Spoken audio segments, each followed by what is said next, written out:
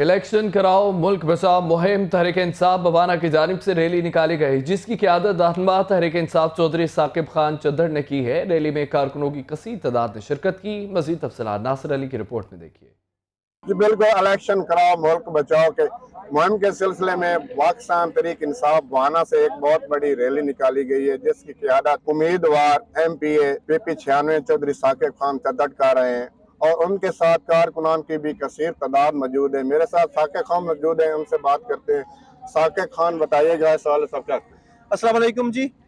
खान साहब ने आज हमें कॉल दिया है कि इलेक्शन कराओ मुल्क बचाओ के सिलसिले में रैलियां निकालें, और आज मेरी PP 96 के अवाम ने ये बता दिया है कि वो खान साहब के साथ खड़े हैं। अल्हम्दुलिल्लाह इस समय आप देख सकते हैं कि जितने मेरे साथी दोस्त PP 96 के अवाम रोडों के ऊपर निकली है, इसी तरह पाकिस्तान के अवाम सारी रोड्स के ऊपर निकलेगी और ये जनरल इलेक्शन की तरफ इस इम्पोर्टेड हुकूमत को जाना पड़ेगा इंशाअल्लाह। जी बिल्कुल, चौधरी साकिब खान बदकिस्मती आपकी सुनी है, उनका कहना है कि जब तक इलेक्शन नहीं होंगे हम सड़कों पर रहेंगे। शेरगढ़ में PTI उम्मीदवार